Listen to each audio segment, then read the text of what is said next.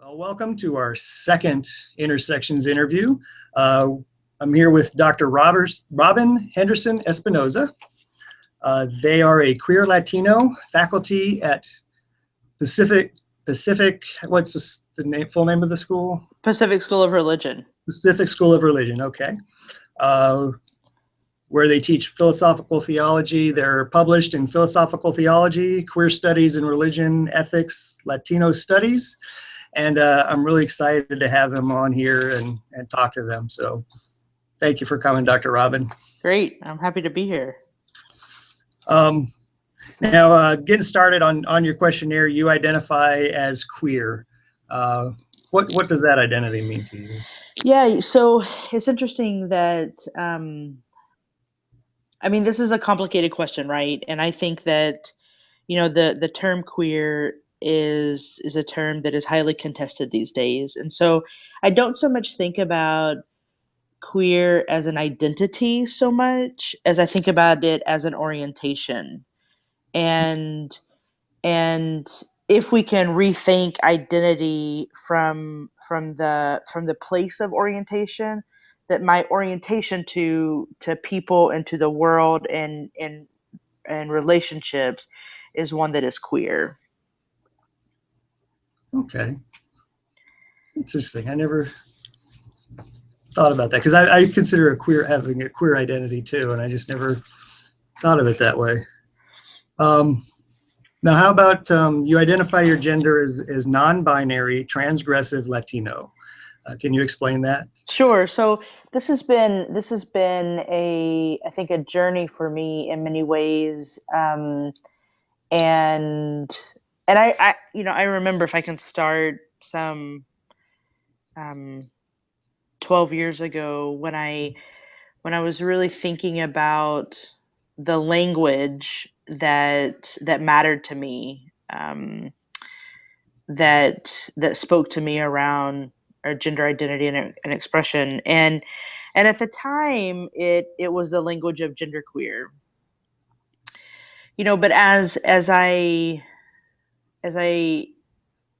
sort of moved throughout my world and became more aware of my own sort of queer orientation around gender and sex, that genderqueer was not, it was too limiting for me. And I feel like it stabilized me in a way that that didn't reflect the ways in which I am outside of the binary. So I don't want to say beyond the binary, because I have a dear person who tells me that we can never get beyond the gender, or beyond the binary of gender. And I think that is true in many respects. And so what I do is do the more negative turn around the binary and just say non-binary. And then I embrace the real reality of living on the trans spectrum. And by trans, I both mean transgender and transgressive. That at every turn I seek to disrupt gender and my own gender expression. And so, for an example, I'm masculine presenting, masculine of center, and so that gets played out in interesting ways, right? Especially when I'm in the company of either another masculine person or a femme, right? And so I like to play with these dynamics a little bit. And so I utilize this term transgressive. And so what I do is I write it in such a way, because I like performative writing. And so I write it as one word, but in between trans and aggressive, I put an asterisk there to sort of highlight the nature of being transgender, or being oriented in this transgender way. Okay. Okay, and the Latino part of that? Sorry, yes. So yeah, I totally left out the race piece, and that was the thing that I was like, we have to talk about race. So, I mean, so I'm born of a Mexican woman and an Anglo father. And, my mom is brown, and I was gifted with not brown skin or light brown skin, and so I have for a long time really sort of claimed that Latino identity, and been really careful about navigating the world as a Latino, one with light skin privilege and it's sometimes white passing privilege. And so, I always come out as a Latino, I always come out as a queer Latino. And I, I write the term with the at sign at the end. Which is another way of sort of disrupting the gendered language or the gendered term of Latino. I don't use the slash, right? So I don't write Latino slash A, because I think that privileges the binary again in a way, and it makes the A or Latinas an appendix of Latino, and so I say no, I don't want to do that. I want to use the at sign, both to point to sort of plurality of gender, to disrupt the gender binary, and then also like the X is really popular these days, Latin X, and I've written about that. That was published in the Latina magazine, which you can find online. And in many respects, the X is points to my own experience as being a borderland body, being one who straddles lots of different borders. But at the end of the day, I choose the at sign and speak of it in terms of being a queer Latino. Okay. That's amazing. Now you're non-monogamous. You've been engaged in multiple intimate relationships for many years, and you also said in your questionnaire you're most interested. You said you're in deeply integrated, intimate engagements that call forth a transformative relationality. And And you I and you just want love to to know hear what more that about means. that. Yeah, I just love to hear about that. That sounds awesome. Yeah, so I will say that I was in a long-term relationship for 16 years, and my partner and something that I mean, so I've never been invested in monogamy as like a relationship structure and as a thing that we should advocate doing. But I had a partner who, we were intensely monogamous in the beginning, and as our relationship grew and changed and whatnot, we really began to have these conversations about my need for multiple intimate relationships, and so I began to embrace this term non-monogamy for myself, or strategic monogamy, depending on in whose company I was in, right? Because it's like still super uncomfortable for people to talk about non-monogamy, and people reduce that term to like, oh well, you're just having sex with everyone, and actually no, that is not my practice. But I do believe in like deep, meaningful, integrated relationships, and I think that so this long-term relationship came to an end, and I really thought that um I thought that the fact that we have in this country marriage equality now um, has almost, I mean, I think it has foreclosed the opportunities to rethink relationality or queer relationality. Mm. And so when my long-term relationship ended, I really began to invest my time in really thinking about queer relationality. So my academic partner, who whose name is Nikki Young. She's a Black queer ethicist. We have been talking a long time about queer relationality and about what it means to bridge together in queer relationships and reimagine relationality. And so um, after this long time partnership ended, I began really to try to live out some of the things that Nikki and I have been theorizing for many years. There's the clock that is dinging. I mean, it was coming. So so um so I think what that means is that instead of just theorizing about non-monogamy and queer relationality, um I took up I took up being pragmatic and like living into that orientation in like super thoughtful ways. and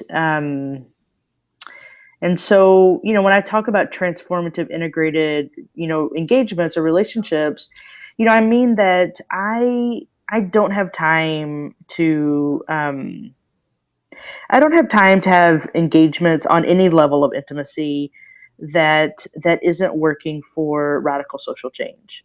I just don't, right? Like I don't have time for my classroom to not like deal with the issues in the classroom, and likewise in my personal life, like I just don't have time for it, right? So the friends I make, the intimate engagements that I have, that they have to be committed to a politics of radical change, because like my people are dying, right? I mean, um, the LGBTQ folks that I know are deeply struggling, and um, queer communities of color are also deeply struggling, and trans folk are being killed on the daily. So I just don't have time to do anything but a relating that is like deeply embedded in both my call and vocation as a theologian, and living out a sort of radical, deep posture of welcome in the politics of radical difference. And so like that's how I do life. That's how I engage with people, and that I mean, what that also means is that not a lot of people are interested in that, right? Right. Because most people, I find, they're interested in this sort of very normative expression of dating, and I also like just don't have time for that. Like I need to like be reading and researching and teaching my class, and also I want to be deeply engaged in like transformative engagements, and most folk, they just don't have time for that, right? They want to go to the movies, which I'm down with going to see a movie, but like let's talk about what movies we're going to go see, right? Like how many people of color are in the movies, Hmm. right? Like what is the overall narrative of the film, right? Who are we supporting, right? So I'm just very thoughtful in when I approach um an intimate engagement, and also, I also don't look for these what I am calling transformative intimate engagements. When they happen, and I enjoy them for a season, and go with the flow, and super fluid with my orientation around relationality. And I mean, look, if something sticks, it sticks, and I'll be super excited about that. uh but I'm also not on the hunt, right? Right. That makes sense. Um, I kind of want to back up a little bit, just a statement you made that kind of stuck with me. You talked about that now that marriage equality is out there, that some of the conversation has stopped. I remember hearing someone say right after marriage equality, the decision came down from the Supreme Court, something along the lines of, well, what's next? Are polygamists going to want to have their marriages recognized too? And kind of the response I felt was, yes, please. Yeah. Trying to get that of acknowledgement of all the different kinds of configurations of relationships that can be Right. out there. Yeah. Right. Yeah. I mean, right, that would be my hope, that we would destabilize a sort of two-person centered, state recognizable relationship. I mean, here's the other thing, right? Like I don't feel a need to be recognizable to the state. Mhm. And I come from a group of people who are deeply embedded in sort of community belonging, and that in many ways that's how I understand family. Right. And I don't need the state to tell me which box to mark on a tax form that constitutes a family. And so yeah, I mean, I mean, so I just have written an article on marriage abolition, actually, Mm. and sort of resisting marriage equality as a material resistance. And and and I think we need to think seriously about, what does it mean to affirm marriage equality? Who does it serve? And I think that we can see uh, I think we can see pretty clearly the folks it serves, and it's, you know, folks of a certain generation who are primarily white, cisgendered, and those are the people who have funded it, right? And so, I mean, I think about um, folks that I know who are like trying to do like deep contours of radical community, like co-parenting with multiple people, and like trying to survive, Hmm. and marriage is not an option for them, right? So, you know, marriage has these roots in property rights, misogyny, racism, patriarchy. I mean, like, why is that a system that has become the salvation for the LGBT movement? So, I mean, I say all that as someone who did marry their partner, and thought like I was socialized to do that, right? I mean, I was in the church, trained as a theologian, and I thought, yes, this is the next step in my like serious relationship that I have with my partner. And and I mean, I remember on my wedding day, I got married in Canada because that's like where folk could get married because it wasn't legal in the United States. My partner turned around and said to me, "Now you're my wife." And I said to them, "I'm no one's wife." And that was like a big deal for us. I don't want to be someone's property, nor do I want to be called someone's wife, right? Unless we're role playing, and that's a different story. But I mean, later, as I moved through my PhD program, like the whole concept of marriage unraveled for me, and I thought to myself, I I I mean, I think about terms in sort of purpose and call, or call and vocation, that like what I'm called to is not this state legible relationship. I am not called to that. My vocation as a queer scholar, as a queer theologian, um, is to use radical philosophy to create radical social change and to advance the politics of radical difference. And marriage does not accomplish that. Hmm. As it is now, as we understand it now, right? Right. So, I mean, look, if the United States wants to go to like some like creative expression of civil union where you can like have a civil union with whomever and how many ever, why not? But then, you know, people get real uncomfortable and start thinking that you're going to marry your dog or your tree. So, Right. is that helpful? It is very helpful. Yes, that's a, you know, it's one of those perspectives that you just don't think about till you hear it. Uh-huh. And So I will say that like when I talked about queerness as an orientation instead of an identity, like this is exactly what I mean. That how I understand my like being in the world and the ways in which I relate with people is largely based on orientation. So I have two housemates Mhm. in California, and we very much identify as queer family. And we have deep, meaningful contours of intimacy. I do not have sex with them, but we do have a sort of queerness among ourselves, Mhm. and it's wonderful in many ways, right? And I'm grateful that I get to have this season with my housemates, because in many ways, you know, like meal times are super important for me, and when we share meals together, like we are enacting radical social change. We're like plotting the revolution. And that shit matters to me, you know? Right. That's amazing.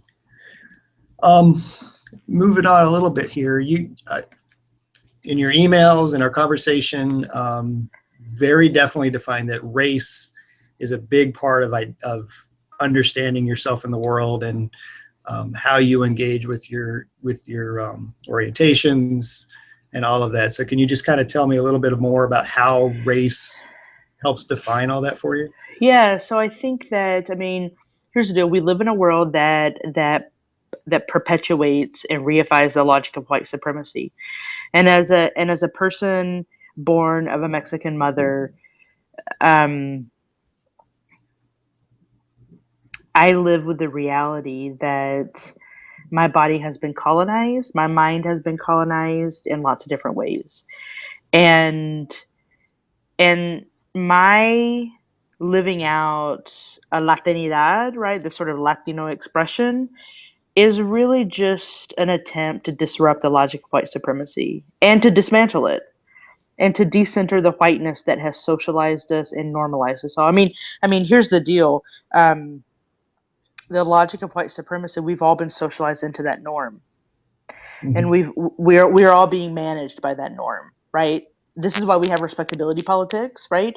this is why this is why it's safe for me to write on like kink, BDSM, and non-monogamy, and not, for example, a clergy person in a mainline Protestant denomination, right?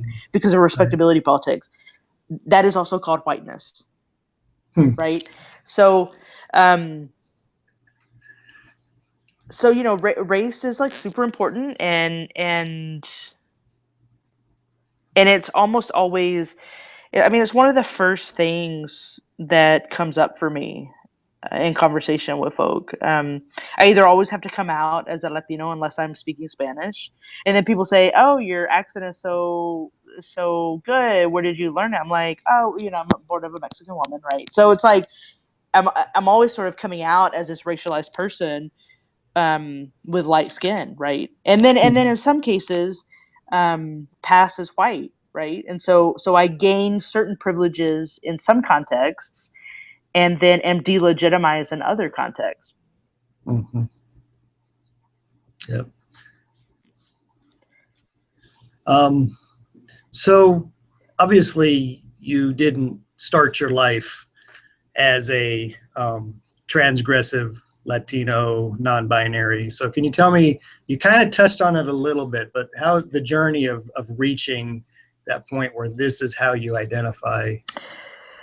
Yeah. So, I mean, I'll say a few things. One is, I mean, the language of like tomboy um, or acting like a boy.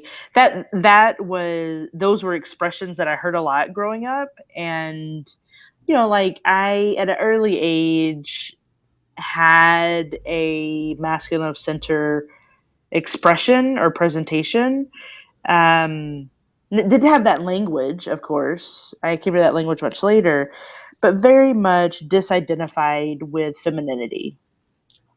And I mean, I remember this instance when I was in East Texas, and my aunt Nancy bought me a Barbie and wanted me to start playing with Barbies, and I thought that was like super cruel, and also like I was not interested in playing with Barbies.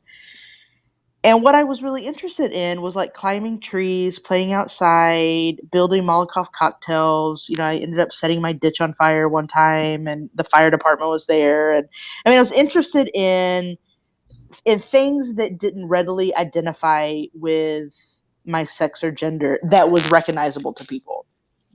I went to Catholic school growing up. That was the best decision my mother made at the time, and I had to wear a skirt, but I always sort of subverted that dress with wearing shorts underneath it and tennis shoes with tube socks that were pulled up, right? Hmm. So I was always sort of already playing with gender, and it really, I mean, I went through various stages. I mean, I remember when I was a senior in high school, I lived with my father at the time in San Antonio, and he was very, very invested in respectability politics and me looking appropriate. And so I was just recovering from a brain aneurysm. So you have to do like senior pictures. Half my head was shaved, Hmm. which I loved, but I had really long hair, and so they flipped it over so that I looked like I had a full head of hair, and they took me to glamour shots to have pictures taken, right? So I see my senior picture in my mother's room, and I'm like, oh my god, that doesn't even look like me, right? I mean, this is not an expression that I embrace. And so as soon as I was out of the house, it very much became sort of jeans and t-shirts. I also grew up in Texas and spent a lot of time on my grandparents' farm, driving tractors and playing in cotton fields and loving the skies of West Texas. And so I very much identify as this Texas kid who like roams the farm, and you don't do that in a dress, right? You do that in jeans and a t-shirt. And so I mean, I teach in jeans and a t-shirt now, but I will say that jeans and the t-shirt is not how I would identify my like gender expression necessarily, right? I very much identify as a dapper, and so and that is around a commitment to making high femmes hyper visible. So I walk into a room, I have masculine privilege, and and so how can I dress in a way to make the person that I'm with hyper visible? And so for me, that is expressing myself in this dapper way. And so, you know, if I get invited to lecture or speak somewhere, it's always a bow tie and dress shirt. When I present papers, same thing. You know, when I go to conferences, it's always the dapper wear. And that was also a. I mean, we can also talk about the professionalization of the queer scholar too, right? And the ways in which I cannot show up in a t-shirt and jeans, um, with my visible tattoos and piercings, and like talk about, I don't know, um, you know, queer theology or the importance of an ethics of care. You just can't do that, right? Because there is a certain expectation and a certain level of professionalization that institutions, whatever they are, nonprofits or the academy, require. Mhm. And so my gender expression, I mean, I remember in seminary when I was in Chicago, my advisor at the time, Nancy Bedford, um, she said to me when we were sitting in her office and I was contemplating PhD programs. I mean, I really wanted to do a PhD. I really felt called to study. I really felt called to teach. And she said to me, she says, you really need to be somewhere where you can wear your t-shirt and jeans. You need to do something where you can wear your t-shirt and jeans. Because, you know, I would like go to seminary in t-shirt and jeans.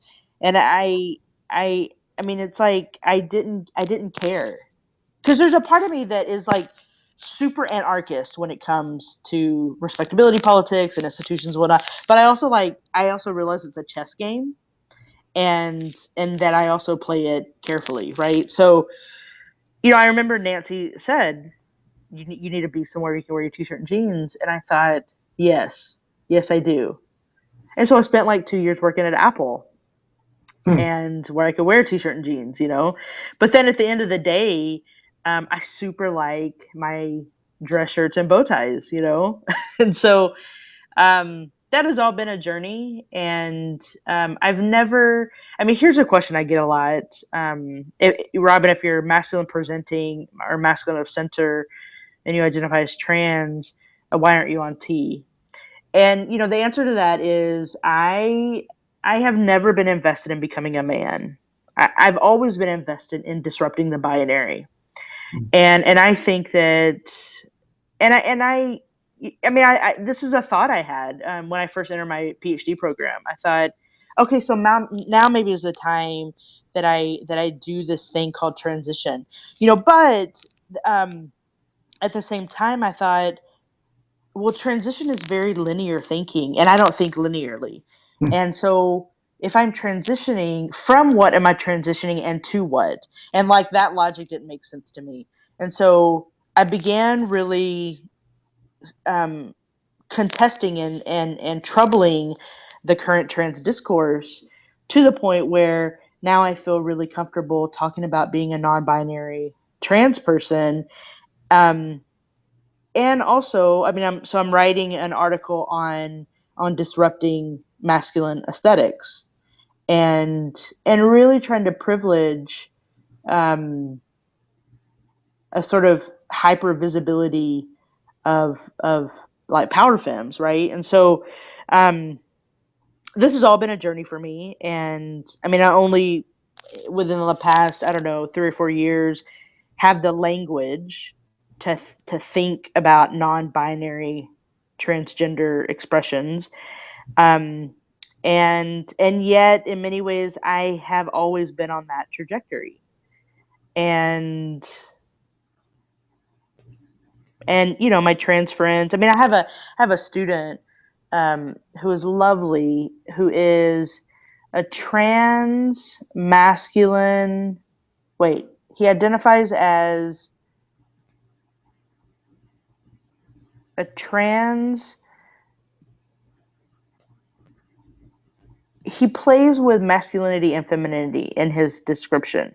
And so he's a trans masculine femme, I think is what, I think that's the language he used. And I thought, oh, this is fascinating. He's also dark skinned. Hmm. I thought, oh, this is fascinating.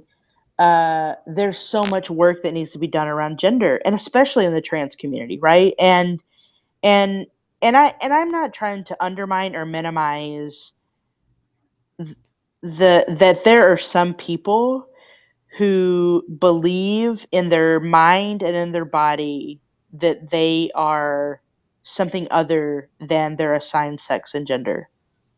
I think that is true and real. I also think there's a lot of people who, for the very same reasons, disidentify with the ways they've been socialized and the expectation of their sex and gender, and their sort of response is, fuck it, I'm going to do my own thing. Mhm.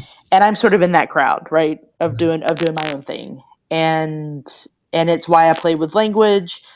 And this is all I would say deeply tied to my call and vocation as a constructive philosophical theologian, that at every turn I'm constructing my gender expression and my gender identity, and also it is in conversation with power femmes. Wow. That's quite a journey. Is this helpful? Oh, it's very helpful. Okay, This okay. this is amazing. This is actually for me perfect. This project is all about the not binary linear definitions, but that there's so many of them. It's so much of a variety. It's that tapestry that's Yeah. that's what you're describing. And just to kind of wrap up a little bit, just talking about how your sexuality, how your gender identities, how your relationship orientations, and how your race, how they affect you in different areas of your life. And I've just kind of got a list of the different areas. Mm-hmm. How have those affected you socially? I mean, I am most often read as a white person, um, who is masculine presenting, and so I think that, because I don't have darker skin, I'm not subject to, the racial bigotry that often happens to darker skinned folks. Um, I will say that, so my family lives in the South, and I will say that when I go, there are certain places where I go in the South where I don't feel safe.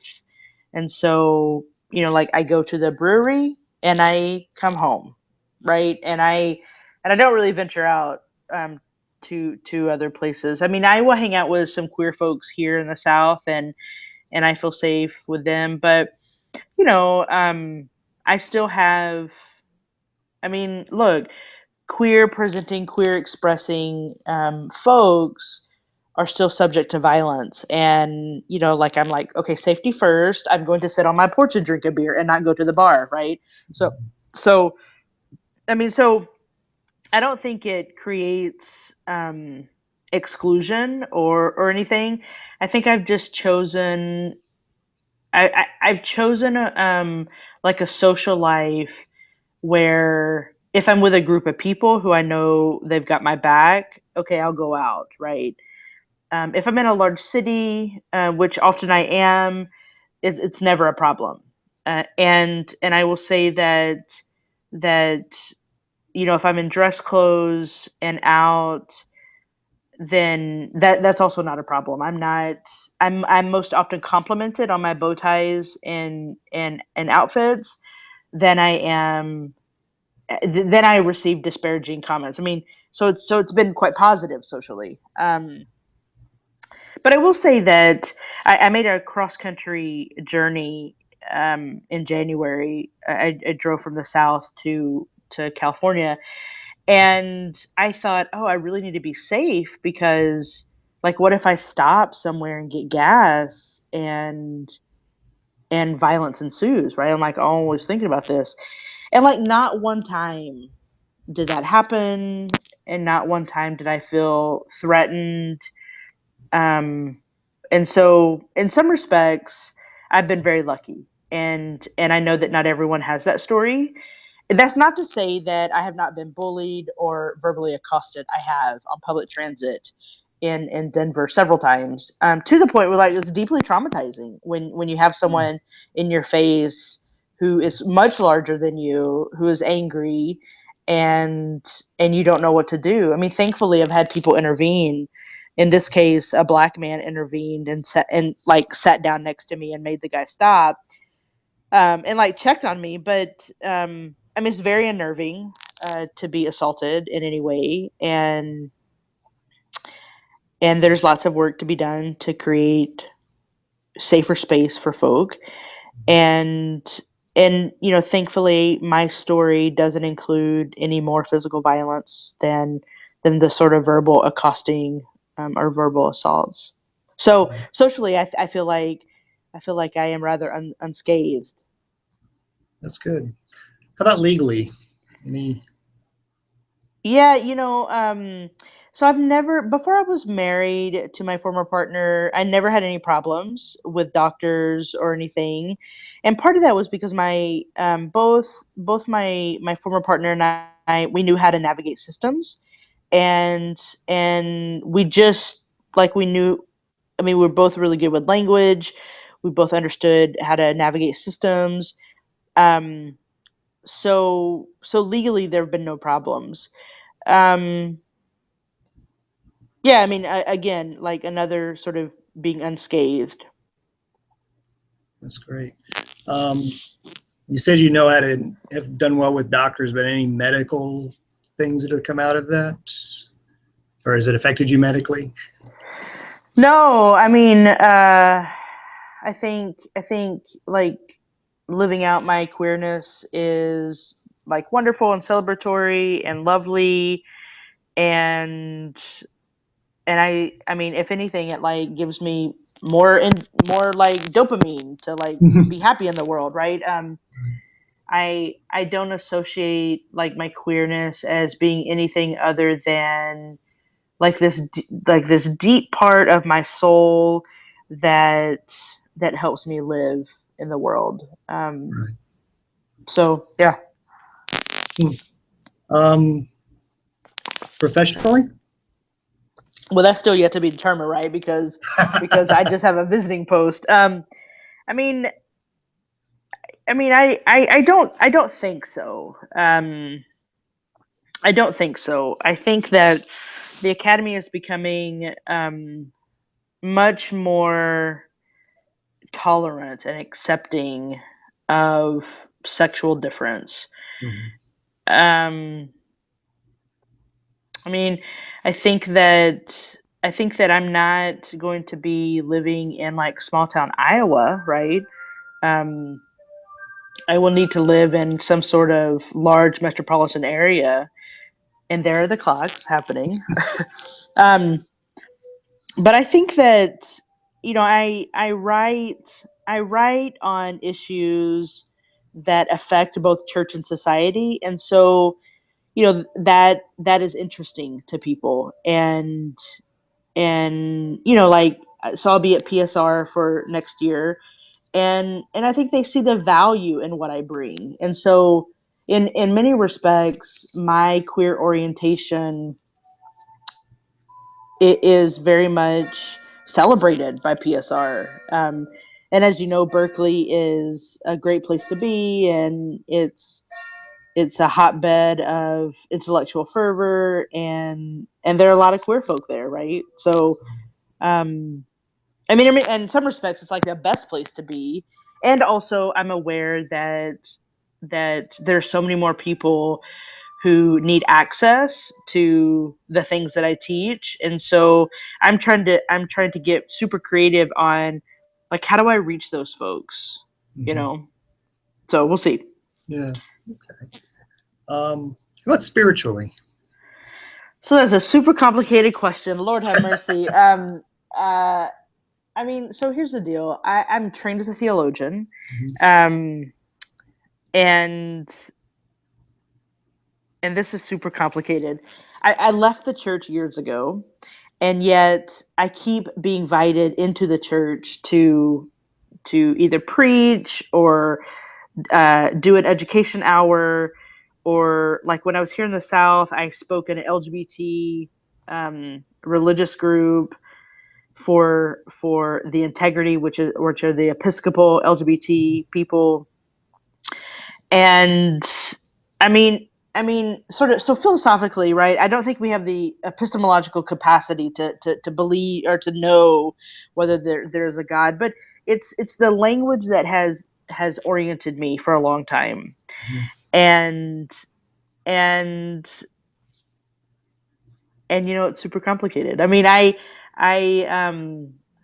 I mean, I teach from the place of call and vocation, and I do my scholarship, and I relate with people from the place of call and vocation, and I think there's something to, like, we're in a divine entanglement, like that's what this world is, and we are all radically interconnected, and it's beyond my comprehension to fully know everything, and also, I like a good gospel service sometimes, right? So it's a super complicated question. I just started a memoir on my nomadic faith, and the process of wandering, and how wandering is part of my salvation. So um, I'm hoping to work that out in the theological memoir that I'm writing. Very cool. I'd love to read that. How about in your families? Yeah, so my mom's side of the family, always super welcoming Mhm. and always really celebratory, of everything, and I just sort of tell them everything, and when I say everything, I do mean everything, and they like celebrate it. When I was with my former partner, that was a more difficult situation, and they're conservative evangelicals, and that was a lot of work, a lot of work. Um, and there was the sort of invalidation of our relationship and the delegitimization of our marriage, and my former partner and I did a lot of work in trying to bridge the difference, and find ways to relate. And so that was much more difficult. I think we got to a good place at the end, um, but it was not without complications and lots of pain and agony. I mean, I remember when my partner came out to their parents, and like, the visit was agonizing afterwards. So it's been complicated. It's been super complicated. But I have to say that I understand family in a very broad term, in a broad way. That family is just not family of origin for me, but the people who with whom I do life, right? The people who help me do life well, and those people are like my academic partner Nikki, Jared, who is in Denver, and Wendy, who's in the Bay Area, and those three people are are like family partners, right? That we do family together in creative ways, and when you talk about family of choice over family of origin, my family of choice has been about deep commitments to intentionality, that is also connected to my call and vocation, right? And the attempt to build a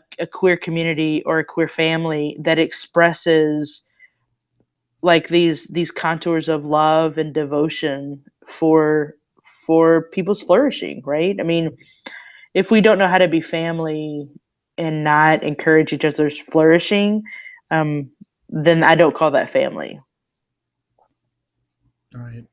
That makes sense. Um, any other areas of your life that have been affected, or anything else you want to bring up or talk about? Oh Lord, we could be on this thing for days. Um, I mean, I feel like we covered a lot. Um, I mean, if you think of something else, you can give me a buzz. Okay. Um, yeah, we've covered a lot, and I sincerely appreciate you taking the time to do this. This has been fascinating for Oh, me. sure, sure, yeah, I yeah, think it'd be great. So I appreciate it, and I appreciate your time, and thank you very much. sure. Be in Hey, touch. this is Mike. Thanks for watching. If you'd like to see some more videos, we'll be getting them out onto our YouTube channel, and you can also check them out on the Facebook page and our website, intersections.info. If you'd like to be interviewed, there's a link below that'll show you how to go through the process and get in touch with us so we can interview you. If you'd like to help support us financially, we do have a Patreon campaign set up. If you contribute monthly at the bronze level or higher, we'll give you early access to all the videos about 24 hours before everybody else gets to see them, plus some private chats and things like that that are available. So check that out. And if you'd like to just make a one-time contribution, we do have a GoFundMe campaign that's out there to try to get some better equipment, things like that. So check us out and let us know what you think in the comments, and appreciate it. Thanks.